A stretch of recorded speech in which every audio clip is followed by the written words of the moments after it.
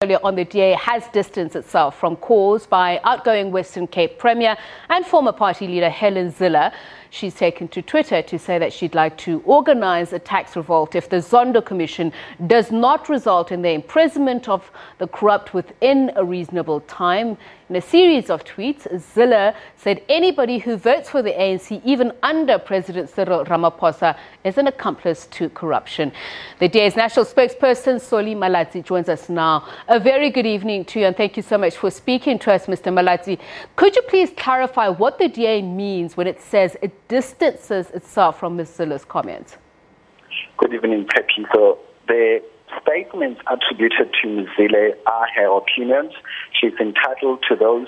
In terms of the party's position, it's quite simple. We believe that the most effective way of using taxes prudently is to vote for a different government, because the current government isn't making full prudent use of those taxes, and that change would be in the form of a DA government, so that we can use those taxes to invest in the basic services that are still lacking in many communities and many other services that are needed to the public. So let's not talk about the reason for now in terms of whether her rationale is in line with your thinking, but the question is it realistic to say that she's speaking in her personal capacity?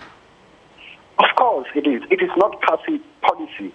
In any organization and at any given stage, people can express their opinions. What matters is the official party policy position, and that was made very clear today by the leader of the party, Mr. Musi Maimane, indicating that the organization does not support a tax revolt because it is inconsistent with the party's policy.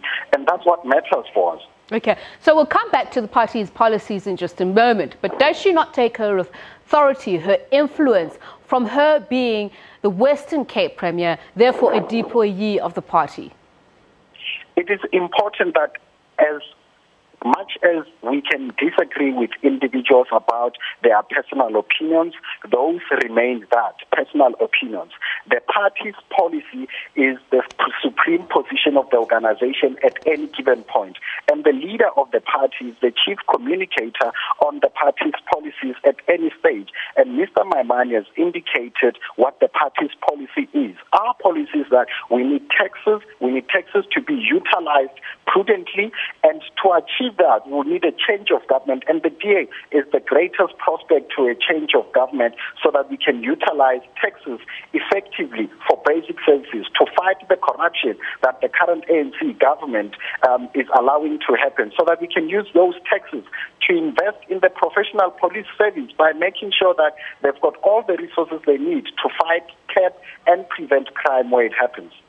Zille van Dam said on Twitter that she believes that Ms. Zille's comments, not only can they not be endorsed and that they're contrary to the DA's policy, but also to the rule of law. So do you not then cite somebody for action for calling for unlawful action? Look, Sepiso, this matter is quite simple. An individual has expressed what is their opinion. That opinion is not the position of the party. The position of the party on this issue is very clear, and that is the prevailing position in terms of the DA stance on this issue.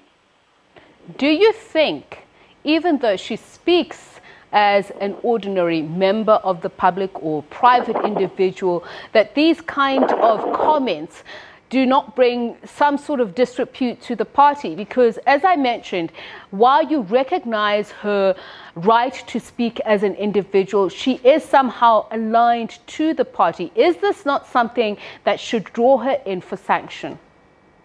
What sanction? Because in a democratic organization, it is necessary to have the scope for individuals to robustly have their views. As I indicated again, the key thing is to always make the distinction. The distinction is that the party's policy prevails over any opinion of any individual, regardless of their stature in the organization or any other form of leadership they may occupy elsewhere. Well understood, but do you consider the comments as unlawful, as has been suggested? Those are Ms. Van Dam's comments. you'll have to justify themselves. I'm asking you, Mr. Malatsi, I'm asking you as a DA, as a national spokesperson, do you consider those comments as unlawful? What I do consider is that it is necessary to make sure that we vote for change so that a DA administration can make prudent use of taxes of taxpayers in South Africa. So do you consider the call for that tax revolt as unlawful? It's Ms. Zille's opinion. Whether it's unlawful or not, it is not DA policy. What I communicate on is on DA policy. Just finally, your detractors are saying these comments and others in the past, and certain actions really make Ms. Zille as a liability to the Democratic Alliance. What's your response to that? So we will be on a slippery slope if we would be of the view that individuals should not have individual views in a democratic country as we do in South Africa. It would be on a dangerous route that simply because we disagree with individual opinions, that then people should be censored from expressing those. It is against the spirit of the constitution of the country. It is against the spirit of the very nature of a democratic society. Thank you so much for your time. Democratic Alliance National Spokesperson Malatsi. It's over to you, Francis.